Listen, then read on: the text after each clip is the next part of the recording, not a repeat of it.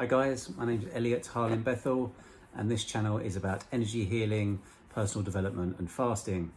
And for those of you who are new to the channel, last year I spent a third of the year fasting from food, completing in total last year seven-day hard dry fasts, no food, no water, no contact with water, a 14-day dry fast, no food, no water, but with contact with water, a 40-day fast, no food, and a 20-day fast with no food. And this year I'm going 365 days without solid food. So I'm currently 27 days on mainly soups, smoothies, nut milks, coffees, teas, water, and yeah, that's pretty much it. But today I decided to start. I've had a few friends who are interested in starting a 7-day dry fast this week. So I started a 7-day dry fast last night. So it's going to be no food, no water, but I will be swimming and showering and bathing. So whenever I'm doing a fast, I really like to give myself something to concentrate on, a target for the end of the week on top of what else I'm doing. So a new skill to gain, or a new book to read, or something new to try and plant some seeds into my subconscious or to adapt my body.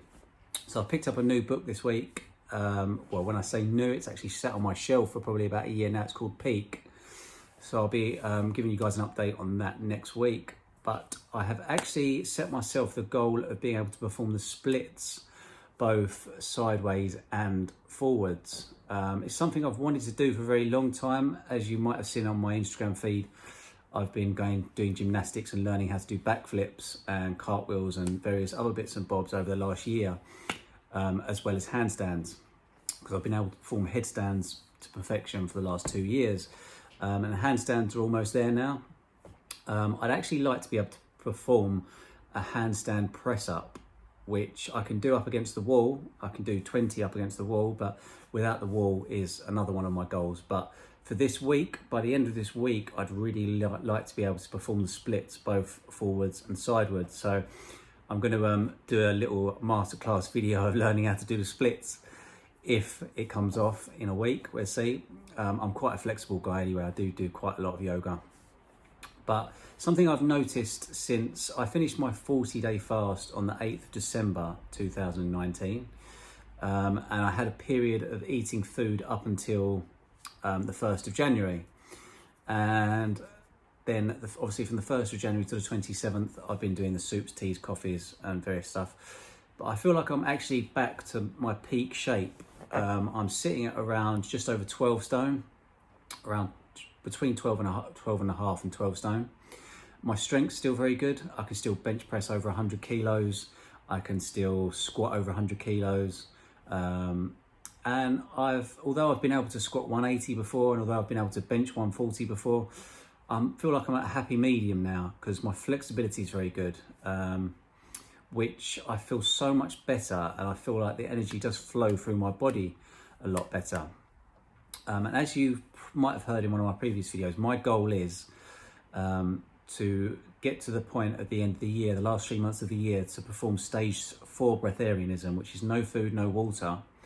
But unlike the 10 or so people currently on the planet who perform this for several years, they're very, very slight in nature. They look very, very spiritual, very, very, very thin. I'd like to be able to show how you can maintain, or possibly even grow muscle, maintain flexibility without food or water, by making sure you utilize enough other forms of energy. And I feel like I can do this. I've done a lot of time without food and water, and a lot of people, and I know there'll be a lot of people watching this going, this is absolute bollocks, how can you go without food or water? I get a lot of people do this, and then when I sit down and I take them through the processes that I do and the things you can do and the other things you can do to actually get energy within your body, they're all like, oh, it actually makes a lot of sense now. Before you was a little bit mad, but now you've broken it down like that, it's actually quite, when you put it in a scientific way, it's quite understandable. So I do talks and workshops and retreats on this. And I will be putting together a video section on on my YouTube now. I'm going to get a playlist which goes through the energy exchanges that I use, some of the exercises that I do, because there's about 4 or 5 yoga positions that I'd like to do every single morning and night, just to feel like the energy is flowing through my body properly.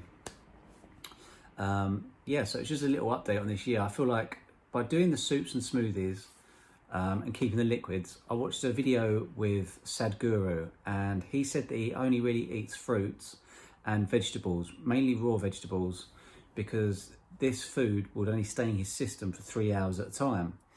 And when you have food that's in your system for 3 hours at a time, it keeps your energy very clean and very pure for you to be able to channel energy and channel messages or whatever it is, that to feel connected to source, basically. So this made a lot of sense to me, and it actually pointed out to me that every time I've done a long period of fasting, I've just felt so amazingly connected and very in tune with everyone, and my manifestations are very quick, and my skin's very healthy, and my hair's very healthy, and my sleep is really deep. So as I've mentioned in other videos, when I'm fasting, my sleep range is about 5.5 to 6 hours, but my REM sleep and my deep sleep is much deeper and longer.